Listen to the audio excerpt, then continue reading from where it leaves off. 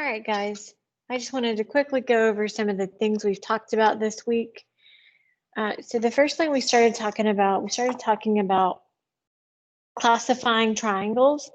You can classify triangles two ways. You can classify triangles by sides, or you can classify triangles by their angles. Okay, an equilateral triangle has three congruent sides. An isosceles triangle has two congruent sides. A scalene triangle has no congruent sides. Okay. If you classify triangles by their angles, an acute triangle has three acute angles. An equal angular triangle has three congruent angles. A right triangle has one right angle. An obtuse triangle has one obtuse angle. All right. Next, we talked about the triangle sum theorem. Most of you already know this, but I want to make it official. This is the triangle sum theorem. This just says the sum of the measures of the interior angles of a triangle is 180 degrees. So the measure of angle A plus the measure of angle B plus the measure of angle C equals 180 degrees. That's all the triangle sum theorem says. Okay.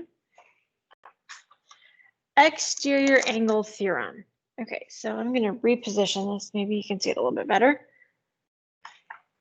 The measure of an exterior angle of a triangle is equal to the sum of the measures of the two non-adjacent interior angles. Okay, so we have this picture here. Angle 1 is your exterior angle. Okay, that angle equals the sum of the two non-adjacent interior angles. In this case, it would be angle A plus angle B.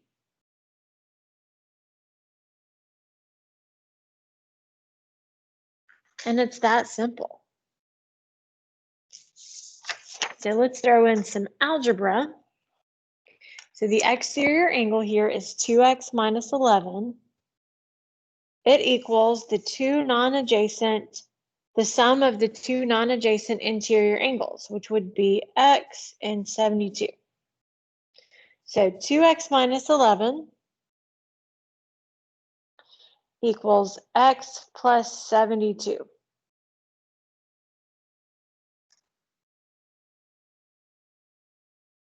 We're going to subtract x. 2x minus x is x, and then bring down the minus 11. Those canceled, and then you have equals 72. Now we are going to add 11 on both sides. You get x equals 83. Okay, we are not done. It's asking you to find the measure of the exterior angle.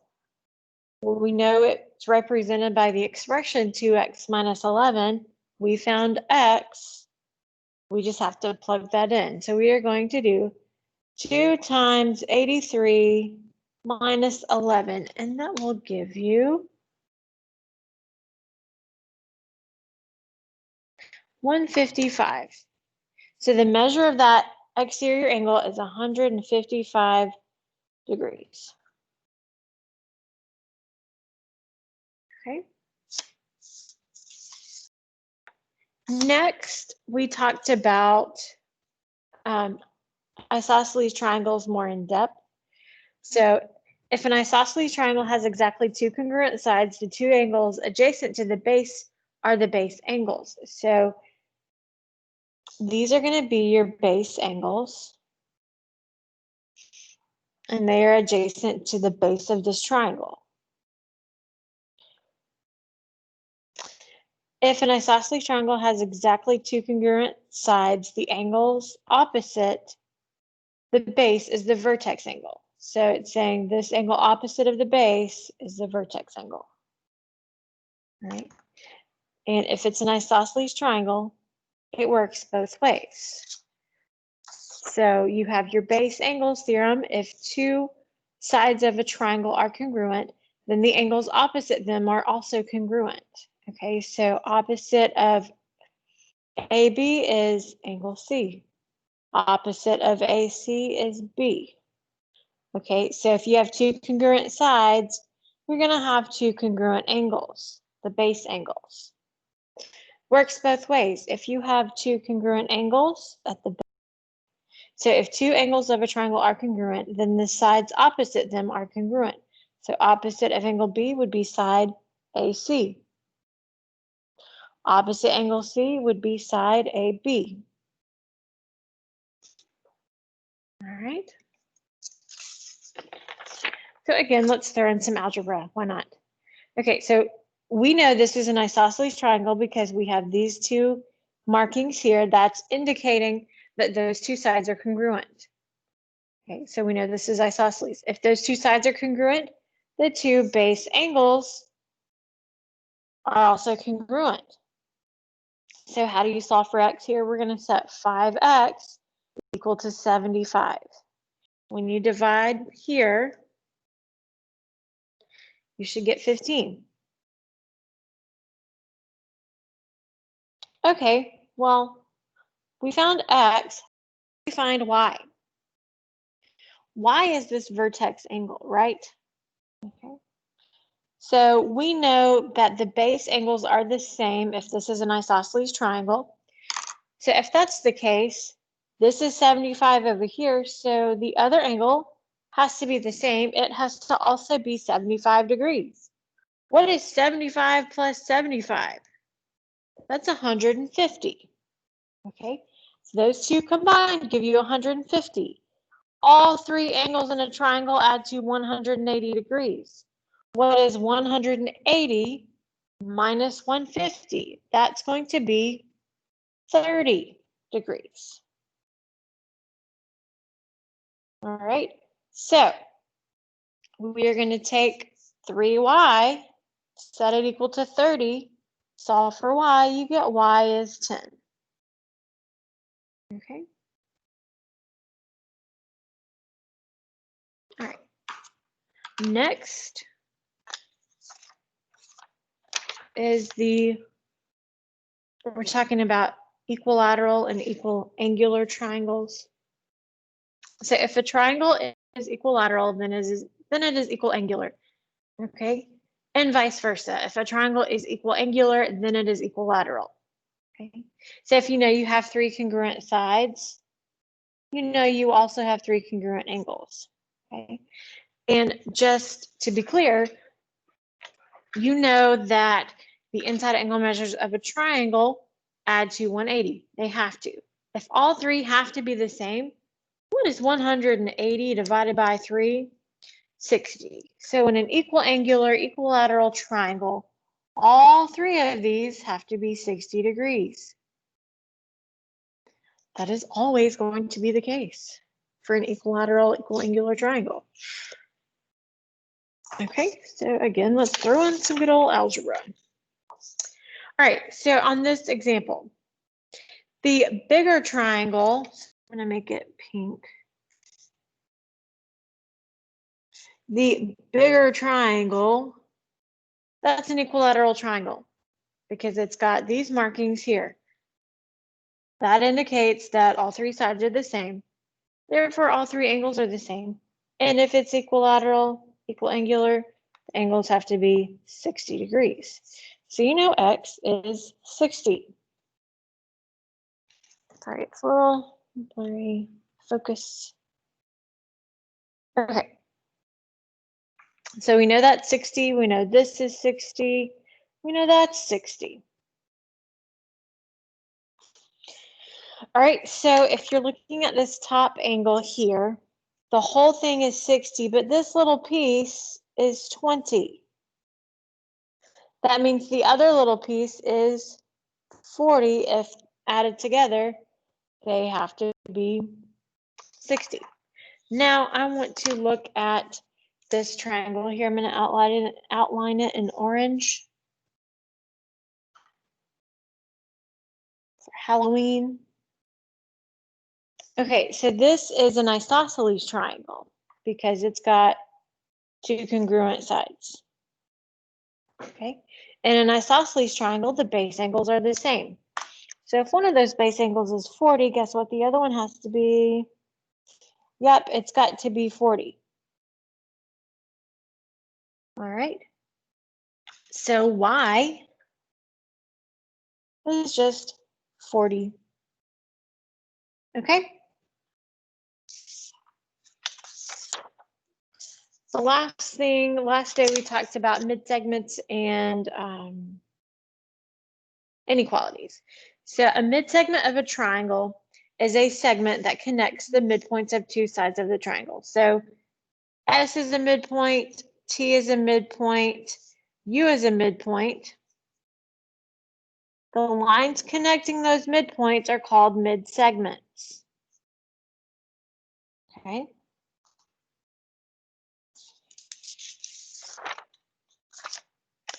So the segment connecting the midpoints of two sides of a triangle is parallel to the third side and is half as long.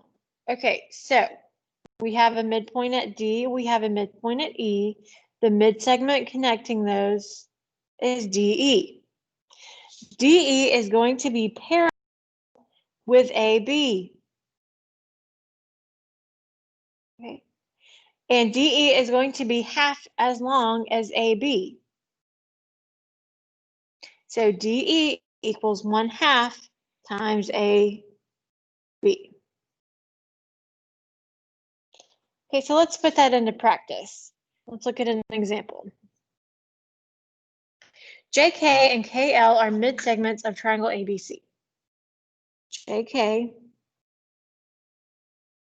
and then I'm going to do orange for KL. Okay, so the first thing I like to do is I like to find, okay, so we have AB and CB, those are connected by JK.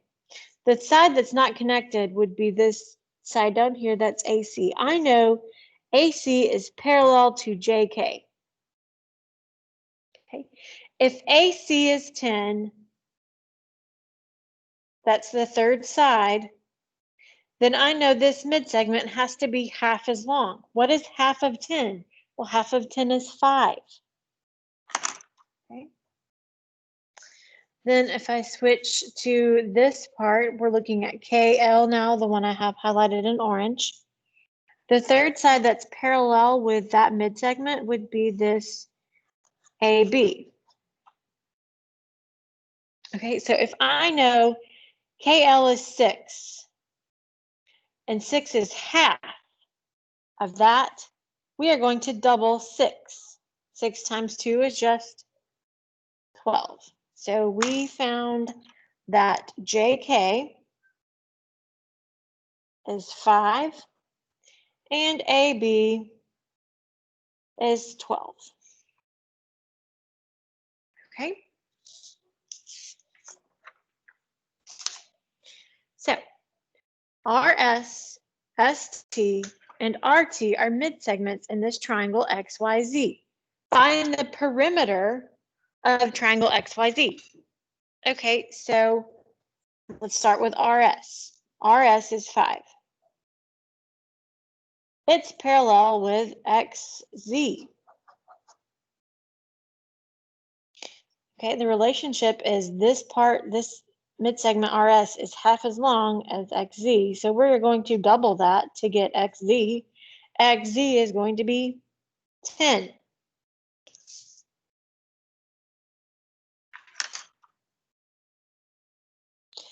Okay. ST for TS, same thing, is 7. Okay. So that means XY has to be 14. And then RT is 6. So YZ has to be 12. Now, how do you find perimeter? You add all the sides together. 10 plus 12 plus 14 gives you 36.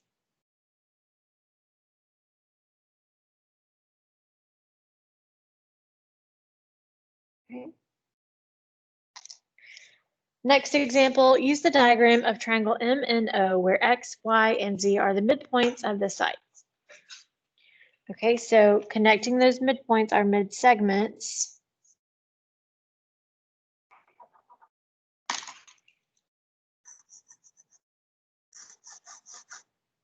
And then YZ is going to go with that one. Okay.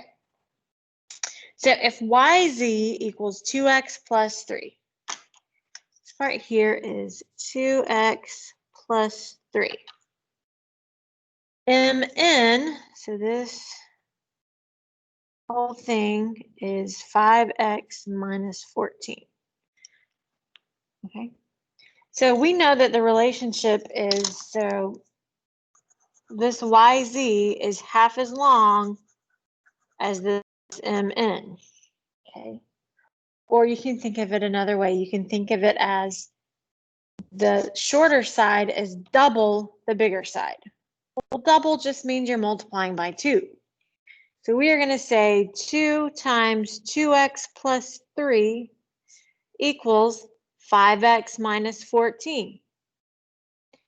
Distribute that. So that's going to be 4x plus 6 equals 5x minus 14. Subtract 5x on both sides. We get negative x plus 6 equals negative 14. Subtract 6. Negative x equals negative 20. You can just divide out the negative here. You get x is 20. Okay. So let's keep going. Just a few more topics to cover. Okay. So write the measurements of the triangles in order from least to greatest. So the biggest angle is going to be across from the biggest side. The smallest angle is going to be across from the smallest side. That's this stuff in a nutshell. Okay, so we've got to figure out what this other angle measure is. If we've got 135, that's 135. What's 180 minus 135? That's going to be 45. Okay, so your smallest angle is 35. Okay, so if my smallest angle is 35, that's angle C. The next smallest would be angle A, which is 45. And then the largest is angle B, which is 100. Okay. So basically I have small, medium, and large, kind of like t-shirt sizes. Okay, so look at your side lengths. Okay, so the smallest side is going to be across from the smallest angle. Well, the smallest angle is 35. So the smallest side is going to be AB because it's across from that angle. Okay, the medium side is going to be across from your medium angle. Our medium angle is 45, so the angle across from that, the side across from that angle would be BC. The largest angle is 100, that's angle B. It's going to be across from the largest side, which is AC. All right.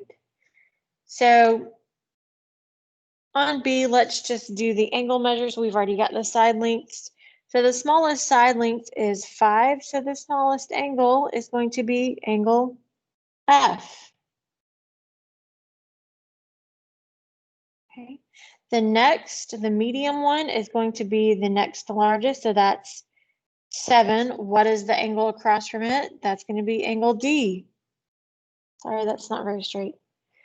And then the largest side is DF. So that's across from angle E. That's going to be your largest angle. Okay.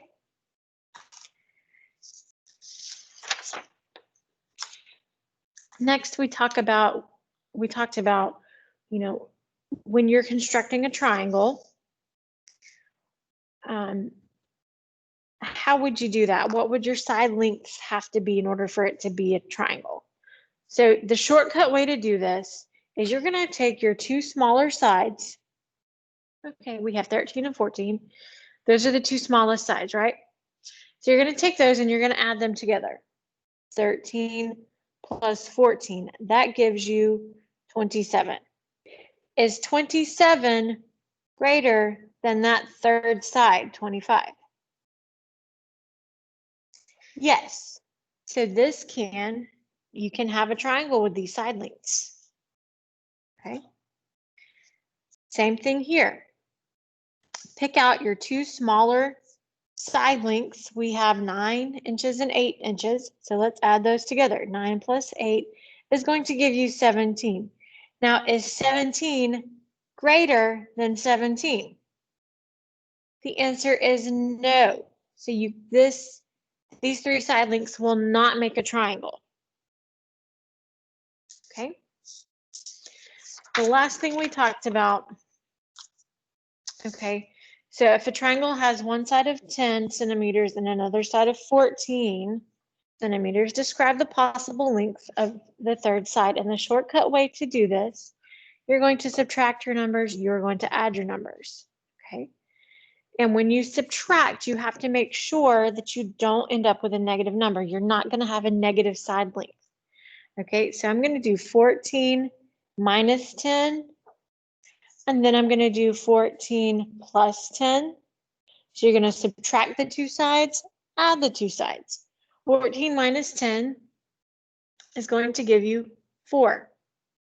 14 plus 10 is going to give you 24. That is your range. To write it as an inequality, it looks like this. It just says X has got to be in between the values 4 and 24. And that is all you do. So when you're asked the question, if a triangle has side lengths of 10 and 14 or 7 and 8, describe the possible lengths of the third side. You just subtract them and add them. Make sure you don't get a negative. If you get a negative, switch it around. Okay. You have a quiz on Friday, October 23rd. So please watch this video tonight. I'm uploading this on Thursday, the 22nd. This is everything we've covered. This is everything that's on the quiz. Okay, I have also given you a key to the quiz review. Okay, so this is Algebra 2. I need to find geometry. So if you go to the latest announcement, you will see the key to your quiz review that you had today in class.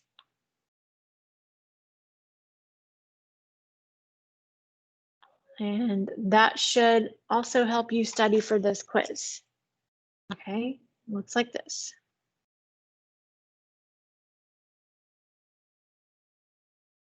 All right, and your quiz is going to look similar to this. It's going to be, let's see how many questions it is. It's going to be 26 questions with 2 bonus questions. Okay. All right, that's all I have for today. Thank you for watching. Have a great weekend if I do not see you.